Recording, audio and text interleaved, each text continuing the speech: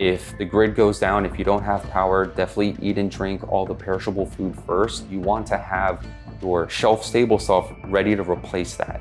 Now, you want to go with a 3-day supply first at the bare minimum, which most likely you probably already have without thinking about it, but that's a good time to do a little bit of inventory and start tracking what you do have, and then get in the mentality of, okay, I got my 3 days, let me now bump it up to a week. Let me bump it up to 2 weeks, now a month, 2 months, and so on. It's not something you need to do right away, so don't panic, but it's definitely something you want to start doing in intervals and slowly and gradually start compiling. Now, if you want a portable, shelf-stable water that is perfect for emergencies and lasts over 10 years, then you can pick up some of our emergency drinking water pouches. They're triple purified, BPA-free, burst resistant, and can withstand extreme temperatures. You can put them in your pantry, you can put them in your car, you can put them in your kits, your bags, anywhere you want to put them. You set them, you forget them, and they're there when you need to. You also want to have fuel stored for powering your generators or powering your vehicles would be a good idea to have.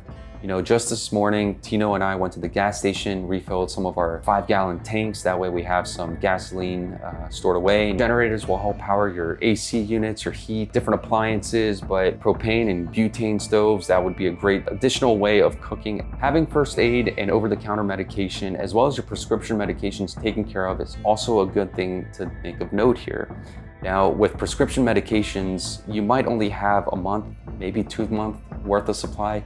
See if you can talk to your doctors of extending that time period, because if something does end up going down, and God forbid it does last longer than that, that is something you definitely need to keep in mind. Jase Medical, they offer emergency preparedness prescriptions that could come in handy in emergency situations. This could be useful for things like having antibiotics ready to go and packed away in the Jase Medical kit. Use Amyna 10 as a discount on Jase Medical's website. We'll have more information in the description below. Now, another thing to do is to stay on top of your firearm and ammunition inventory. If you live in a state where they have overwhelming restrictions, don't wait for things to change. Definitely try to get what you can. It sucks even talking about it. There shouldn't be these types of things, but if you need to go there and do a 7-day waiting period to get your handgun, so be it. Go get it. It's better to have it and not need it than need it and not have it. Now, if you don't carry a firearm every day, that's definitely something you should start doing. You are basically your own first responder, and in that situation, you are covering yourself as well as those around you, and you're just prepared for any situation that could arise. One last thing we want to mention here is having an emergency preparedness kit in your car. You know, you might not always be in your home, so if you need to get home, have something ready to go. Everything that we talked about, but on a smaller scale in your vehicle. Think more of a 12 to 24-hour supply. It's your get home bag or get home kit. Enough to get you by so you get back home safely.